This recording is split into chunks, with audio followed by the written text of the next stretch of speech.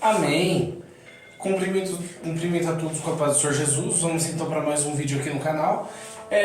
E hoje, meus irmãos, eu vou trazer um assunto que pedem bastante para eu trazer aqui no canal, né? Porque eu cito bastante o ministério onde eu congrego, eu cito bastante ele aqui, né? Então,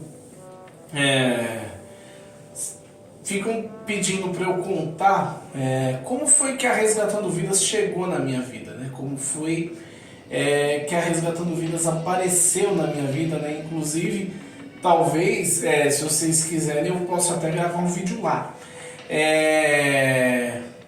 Mas assim, né? Para eu explicar como foi que a Resgatando Vidas chegou na minha vida, né? Eu preciso falar de alguns eventos que aconteceram antes, 2 anos antes da Resgatando Vidas existir, né? Do Ministério de fato ser fundado. Não, antes que vocês perguntem, não, eu não sou membro fundador da igreja. Eu faço parte sim do corpo de obreiros da igreja, sou cooperador, mas eu não sou membro fundador da Resgatando Vidas. Mas assim, vamos lá, 2 anos antes, a igreja surgiu em 2011, então vamos para 2009, porque assim, tinha uma igreja aqui no quintal que a minha avó fazia parte, ela congregava, era obreira nessa igreja. E quando essa igreja surgiu aqui, a minha avó até falou: pô, você pode ficar aqui também, você pode falar com o seu pastor lá na igreja que você congrega para se desligar de lá e vir para cá, você seria uma grande ajuda. Só que assim, ela falou isso pra mim porque, na verdade, o pastor da igreja que surgiu aqui, ele queria me chamar para ser líder de jovens nessa igreja, né? E eu não estava querendo muito aceitar, porque era a segunda vez que eu tinha sido chamado para ser líder de jovens, só que a primeira eu estava desviado, então não faria nem sentido eu aceitar um cargo desse. E nessa segunda vez, primeiro, a igreja não tinha nenhum jovem, então como é que eu ia liderar um departamento que não existia? A mesma coisa de você comprar guarda-roupa, comprar uma cômoda, comprar uma cama, geladeira, comprar toda uma mobília da casa e não ter uma casa para colocar. Como é que você vai colocar um líder e não ter um grupo para o cara liderar? Aí, né? Só que eu até cheguei a me sentir meio atraído a congregar nessa igreja. Primeiro, porque eu não precisaria nem sair de casa, né? Porque o salão fica no meu quintal. E segundo, porque na igreja onde eu congregava, na época, eu estava de banco, né? Eu estava no final de um período de banco. E sim, eu mereci ficar de banco, né? E uma coisa que ficam me questionando, porque eu falo muito bem da Resgatando Vidas, e toda vez que eu vou falar, que a maioria dos vídeos que eu falo aqui no canal são experiências que eu passei, né? Eu sempre falo numa igreja onde eu congreguei, e aí perguntavam: mas será que você só teve problema nessa igreja? Não, irmãos, eu não tive só problema nessa igreja. Quando eu falo experiências que eu tive, é por conta que você não... são coisas que você não pode fazer, coisas a não se fazer no ministério, né? Por isso que eu conto experiências. Porém, se aquela igreja tivesse sido tão ruim na minha vida, eu não teria ficado lá 8 anos e meio. Toda a minha reestruturação espiritual foi lá. Eu não fiz a oração de reconciliação quando eu voltei para Deus, né? Eu não fiz a oração de reconciliação ali, mas eu fiz numa igreja que a minha avó estava congregando. E depois que eu fui para lá, Mas eu não tive só experiências ruins lá, tive boas experiências também. Da mesma forma que eu não tive apenas experiências boas dentro da Resgatando Vidas, eu também tive problema com 2 camaradas lá dentro. Mas hoje esses 2 não estão na igreja também. Então, experiências boas e ruins servem para aprendizado, amém? Então, voltando, né? Eu senti meio tentado, porque seria um conforto para mim sair de lá e vim congregar aqui. Não que a outra igreja fosse tão longe da minha casa, não era tão longe, uns 10 minutos, menos de 10 minutos eu estava na igreja. Porém, para chegar na igreja aqui, eu estaria com menos, não levaria nem 1 minuto, porque era no meu quintal. Então, ela falou, tá, fala com o seu pastor lá, aí você sai de lá, vem pra cá. Aí, só que eu falei, não. Se eu for sair assim, vão até falar que eu tô saindo porque eu fiquei de banco, né? Coisa que também não fazia sentido porque faltava pouco tempo para eu sair do banco. Então, mas eu orei para Deus para ver o que Deus achava, né? Eu não costumo fazer muita mudança de ministério, mudanças assim eu não costumo fazer sem consultar a Deus. Aí, quando eu orei para Deus, Deus foi claro comigo. Foi Ele mesmo que falou, não usou profeta nem nada. Foi Ele mesmo que falou. Não saia. Não é para sair de lá. Você vai sair de lá um dia, mas vai ser no meu tempo. E quando for para você sair de lá, vai ser para onde eu te colocar. Eu não vou te tirar dali para colocar você em qualquer buraco, não. Sim, Deus falou isso. Aí eu estranhei, né? Porque eu falei, nossa, realmente eu queria uma resposta de Deus. Mas porque uma resposta tão contundente, né? Tipo, te colocar em qualquer buraco. Aí depois eu fui ver que essa igreja mesmo que estava aqui no meu quintal, eu ainda fui pregar 3 vezes ali. Inclusive a primeira vez que eu preguei fora da igreja onde eu congregava, que eu fui pregar, pregar fora. A primeira pregação que eu preguei fora foi justamente nessa igreja. Eu fui ver que a igreja era uma verdadeira bagunça. Calma aí, Willy, mas você sempre falou no canal que se você quiser criticar o líder, você critica. Mas a igreja é de Cristo e agora você está falando aí da igreja do cara, como assim? Olha... Ó o gato. Olha, eu vou falar assim porque é uma igreja que nem existe mais, né? Então, eu posso falar justamente o porquê que Deus falou que não me colocaria em qualquer buraco, né? Essa igreja foi fundada. O pastor que fundou essa igreja aqui no quintal, ele saiu com mágoa da igreja antiga dele, né? Ele saiu sem a bênção, saiu em rebeldia da igreja dele, né? E fundou essa. Então, tipo assim, a igreja já começou errado. E aí, pouco tempo depois que ele fundou a igreja, ele caiu. Aí depois que ele caiu, ele saiu da igreja, né? Foi para outro lugar.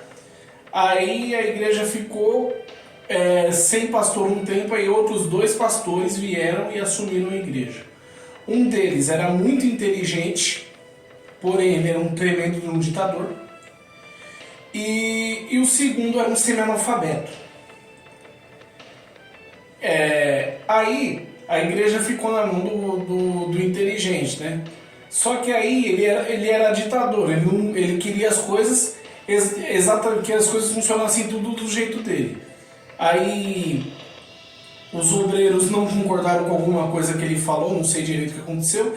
Só sei que os obreiros não concordaram com o que ele falou, ele queria colocar o corpo de obreiro praticamente inteiro no banco E aí os obreiros bateram o pé, e porque os obreiros bateram o pé, o pastor saiu da igreja emburrado.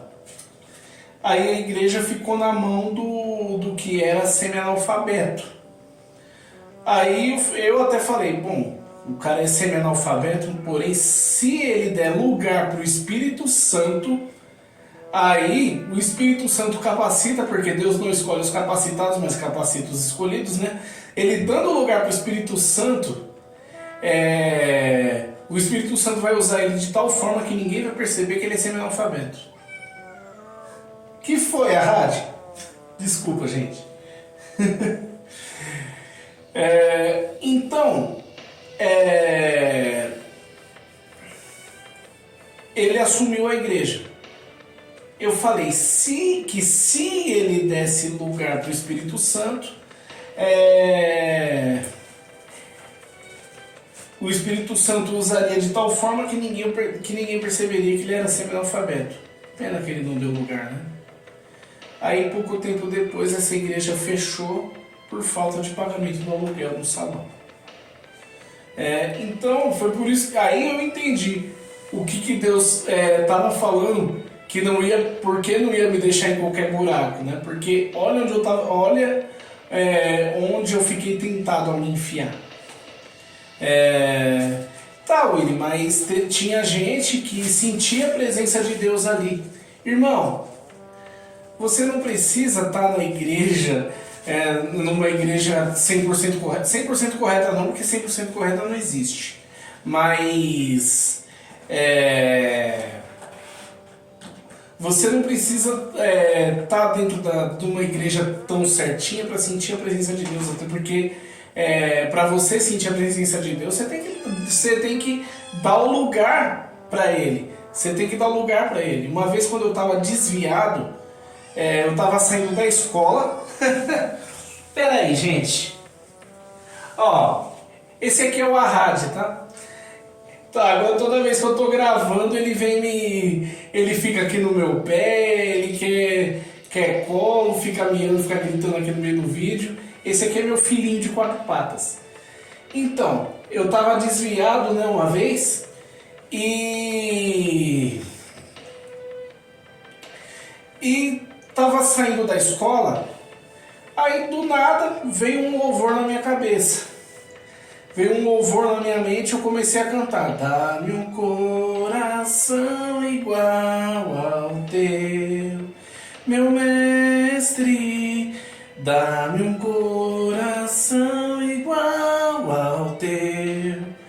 E eu senti a presença de Deus depois que eu cantando esse louvor lá dentro da escola mesmo. Eu acho que foi uma forma de Deus dizer que estava sentindo falta de mim naquela época, né? Porque eu já estava quase 2 anos desviado.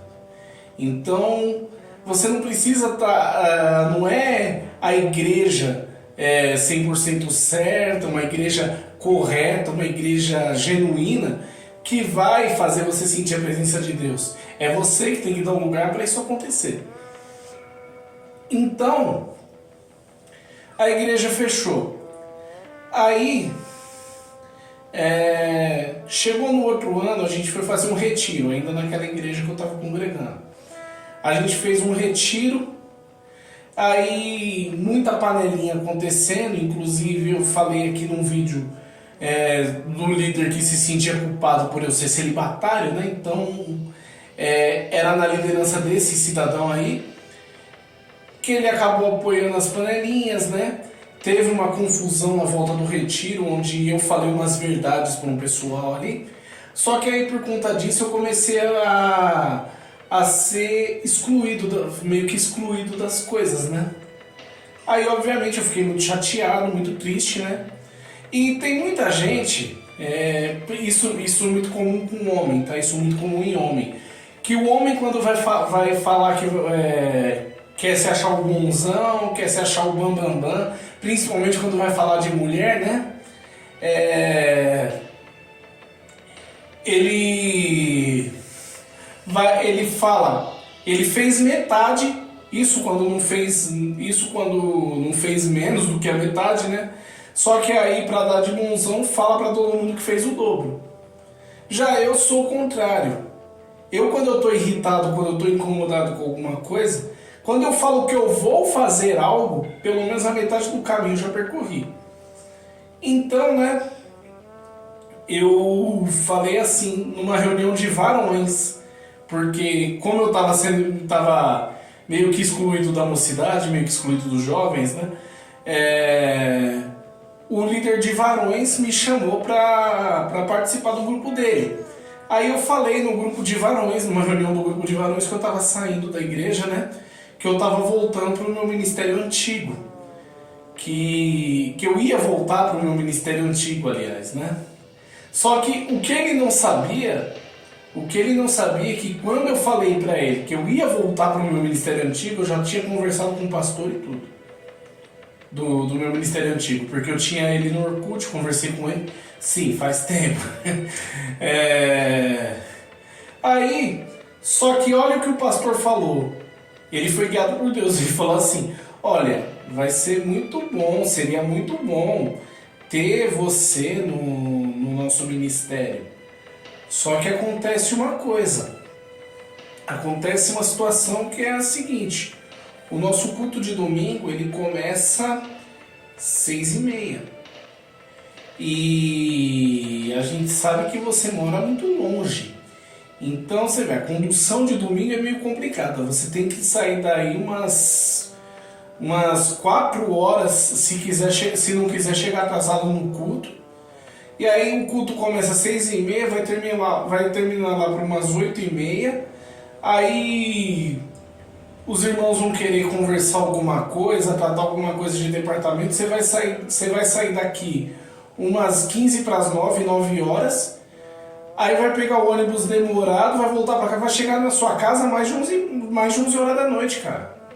Não é que eu não quero você, não é que eu não queira você aqui no nosso ministério, mas é muito longe para você. Até porque a igreja fica na Casa Verde, eu moro em Guaianazes, né? Então, é muito longe. Aí, depois que eu conversei com o pastor, eu tava quase voltando para lá, porque eu até falei pro líder dos varões, né? Eu falei, eu prefiro ir para uma igreja longe da minha casa, bem longe daqui, do que eu ficar aqui onde eu não sou bem-vindo, né? Só que aí o líder de varões foi lá, me acolheu, né, junto com o grupo de varões, conversou com o pastor, conversou com o líder da mocidade para explicar o que estava acontecendo, que a situação quase me tirou da igreja, né? E aí, beleza, não saí da igreja. Até porque se eu saísse também, se eu fosse para lá, para a igreja lá na Casa Verde, eu estaria saindo de lá dessa igreja antiga com mágoa, né? Então, não seria viável eu sair naquele momento. Aí, um ano depois desse episódio aí, Deus chegou para mim e falou assim, e aí, aquela situação lá, já melhorou, já tá bem, graças a Deus, eu consertei a situação, tá tudo bem. Aí eu respondi para Deus, né, tá? Aí eu falei, tá muito bem, porque agora tá chegando o tempo de você sair. Eu tô preparando um outro lugar para você. Aí eu falei, amém, Deus. E naquele tempo a situação já estava tão consertada que eu não estava mais querendo sair, né? Porém, quem decide o que vai acontecer na minha vida é Deus, né? Então, eu falei, amém, Deus. Só que aí, nesse mesmo dia eu estava lá no computador navegando pelo Orkut. E aí a minha avó me liga. Aí eu atendo, ela fala, Willy, tem 2 pedaços de pizza que sobrou de ontem. Você quer? Aí eu falei, gordinho, você acha que vai negar pizza? Subi lá pra comer a pizza, né? Aí, no momento que eu tava lá comendo a pizza, isso já 2011, tá? No momento que eu estava lá comendo a pizza, chegaram dois pastores na casa da minha avó. Aí eu só escutando, né, a conversa deles. Aí, enquanto eu lá na cozinha, Deus falou pra mim assim, enquanto eu tava comendo a pizza lá. Então, é pra igreja deles que você vai.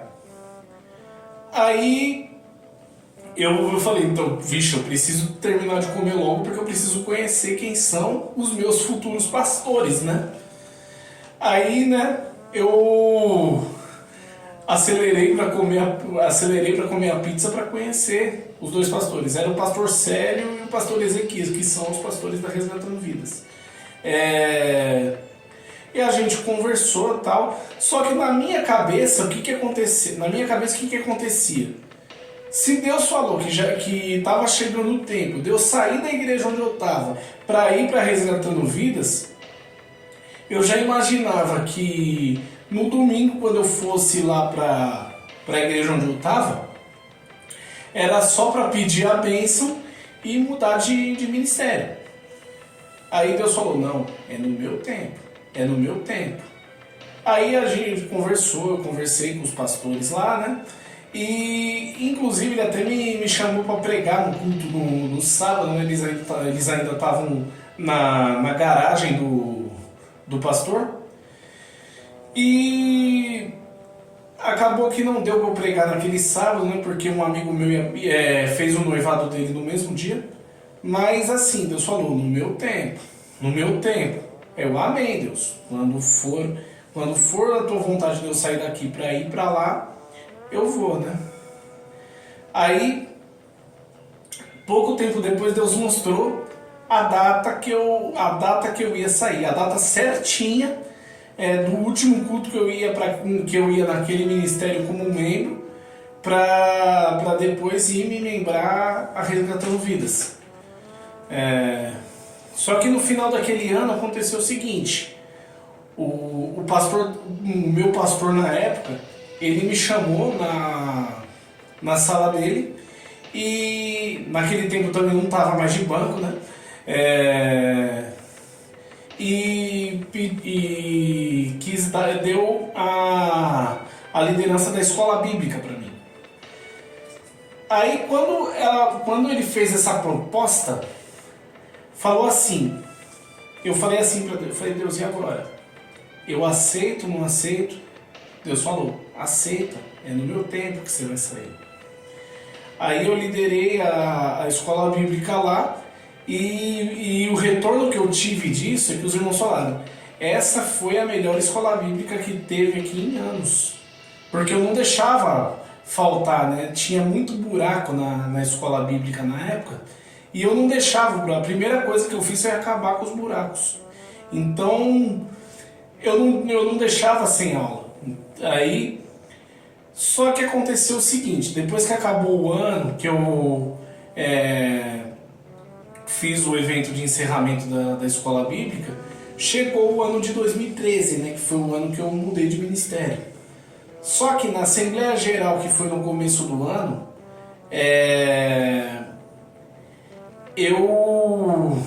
o pastor me colocou na liderança da escola bíblica. O Willy vai dar continuidade ao trabalho até junho. Só que assim, eu tinha falado para ela que Deus tinha mostrado o ministério para mim e que eu já tinha até data para sair. Só que ela não devia ter falado isso na Assembleia Geral. Porque já começou o ano sabendo que quando chegasse o mês de junho, eu ia embora. E aí muita gente fala, não, ele não sai, vê se isso é de Deus mesmo, acho que você está confundindo a voz de Deus com a sua vontade, que não sei o quê. E tinha gente orando para eu não sair. E uma dessas pessoas que estava orando para eu não sair falou, tô orando para você não sair, cara. Porque você é muito importante para esse ministério. Toda vez que a gente faz uma peça de teatro, você é a primeira pessoa que eu consulto para saber a sua opinião, e quando a peça é apresentada, eu sou a primeira, você é a primeira pessoa que eu consulto porque eu sei que você é sincero, você me ajuda pra caramba, então eu preciso de, a gente precisa de você aqui. Só que Deus, ele chegou e falou pra mim que tinha gente orando pra eu não sair, né? E que Deus ia dar uma chance pra eles. Até porque, mas se Deus determinou que você ia para Resgatando Vidas, já estava determinado que agora é essa situação de chance. Irmãos, na história do rei Ezequias, Deus já tinha determinado a sentença dele. Deus já tinha determinado, o profeta foi lá e falou: arruma sua casa porque você vai morrer. Só que aí o rei Ezequias orou. Aí Deus fez o profeta voltar para falar que Deus ouviu a oração dele e que ia acrescentar 15 anos na vida de Ezequias. Então, se fez isso na vida de Ezequias, por que não ia fazer na deles, né? Deus deu uma segunda chance para eles. Só que, infelizmente, eles não aproveitaram, né? E como tinha lá, como eu falei naquele vídeo, a panelinha da unção, né? Essa mesma pessoa que falou essas coisas pra mim, né? Que precisava de mim, das minhas opiniões, e que eu era a primeira pessoa a ela consultar porque ela confiava em mim, né? Falou assim: cara, você tem que ir embora mesmo. Porque sabe como é que eu te vejo aqui? Eu vejo você um Boeing 747, eu nem sabia que ela entendia de aviação, porque nem eu acho que foi Deus falando, porque ninguém lá entendia de aviação, né? Então, ela falou: eu vejo você um Boeing 747 com motor de última geração, pronto para decolar, pronto para fazer o voo, só que por causa de problemas na torre de comunicação, você não consegue decolar. Aí, tipo assim, foi meio que uma confirmação, né? Aí, faltando pouco tempo pra sair, eu perguntei pra Deus. Falei: Deus, tudo bem, eu tô indo pra lá, mas o que o Senhor quer de mim ali? O que você tá me mandando pra lá pra fazer o quê? E Deus falou: é pra você ajudar os jovens de lá. E eu já conheci, porque eu tinha ido na Resgatando Vidas algumas vezes, né? Inclusive, quando a igreja saiu da garagem e foi para um salão pequeno que fica numa rua sem saída aqui perto da minha casa, eu levei a palavra oficial. Eu fui na festividade da inauguração, eu fui a primeira pessoa a levar a palavra oficial na Resgatando Vidas, mesmo não sendo membro de lá, né? Aí eu via um grupo de jovens, uma mocidade na Resgatando Vidas totalmente estruturada. Eu falei: o que eu vou acrescentar na mocidade ali? Sendo que é uma mocidade já pronta, né? Aí quando chegou o dia de eu sair, eu participei do último culto como membro dessa igreja. Aí depois do culto eu pedi a bênção da pastora e fui para Resgatando Vidas. Quando eu cheguei lá, a mocidade era realmente bem estruturada, muito bem comandada, muito bem liderada, porém com pouca maturidade, né? Até porque muitos deles eram adolescentes. Então, quando eu vi isso, eu já sabia o que Deus queria de mim ali. E aí foi bom para eles e foi bom para mim também, né? Amadurecer o meu ministério, né? Colocar para fora aquilo que estava reprimido, de tipo meus talentos, meus dons que estavam sendo enterrados, que estavam parados. Eu comecei a exercer.